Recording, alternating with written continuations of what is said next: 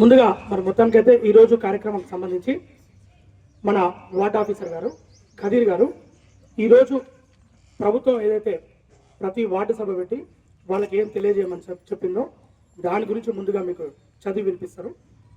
అంటే ముఖ్యంగా ఈరోజు రేషన్ కార్డ్స్కి సంబంధించి మరియు ఇందిరమ్మ ఇళ్ళకి సంబంధించి ఈ రెండింటికి సంబంధించి ప్రభుత్వం నుంచి ఏవైతే గైడ్ లైన్స్ వచ్చినాయో వాటిలో ఏ అంశాల ప్రాతిపదికన కొత్త రేషన్ కార్డులు ఇస్తున్నారో, ఇందిరమ్మ ఇళ్ళ కోసం లబ్ధిదారులని సెలెక్ట్ చేస్తున్నారో వాటికి సంబంధించి దానిలో ఉన్నటువంటి ఇన్స్ట్రక్షన్స్, కండిషన్స్, నీకు ఒకరికి రేషన్ కార్డు ఇవ్వాలంటే ఏవేవి అంశాలను బట్టి రేషన్ కార్డు ఇస్తారు, ఇందిరమ్మ ఇల్లు ఇవ్వాలంటే ఏ అంశాలను బట్టి ఇస్తారో అది ప్రభుత్వం నుంచి వచ్చిన సందేశాన్ని ముందుగా చదివి వినిపిస్తారు.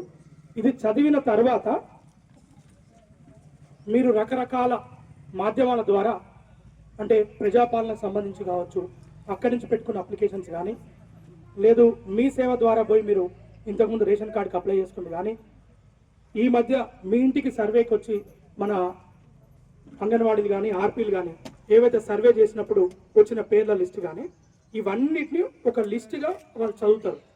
ఆ లిస్టుకి సంబంధించి ఇందులో పేర్లు ఉన్న వాళ్ళందరికీ వచ్చినట్టు కాదు, ఇక్కడ పేర్లు చదివేది వాళ్ళకి రేషన్ కార్డు కానీ ఇందిరమ్మ ఇల్లు కానీ వచ్చినట్టు కాదు, మీరందరూ దరఖాస్తు చేసుకున్నట్టు, మాకు ఇది కావాలి, మాకు రేషన్ కార్డు లేదు, రేషన్ కార్డు ఇవ్వండి అని దరఖాస్తు చేసుకున్నట్టు, ఇందిరమ్మ ఇల్లు లేదు దరఖాస్తు చేసుకున్నట్టు.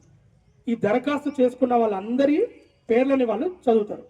ముందుగా మీకు రేషన్ కార్డు ఇవ్వాలన్నా ఇందిరమ్మ ఇల్లు ఇవ్వాలన్నా దానికి ఉన్న కండిషన్స్ ఏమైతే ఉంటాయో ఆ కండిషన్స్ని ప్రభుత్వం నుంచి వచ్చిన సందేశాన్ని చదివి వినిపిస్తారు. వినిపించిన తర్వాత ఒక్కొక్కటిగా మనం ఏ అంశాన్ని తీసుకుంటామో ఏం చెప్పబోతున్నామని మళ్ళీ మీకు తెలియజేస్తాం. నిశ్శబ్దం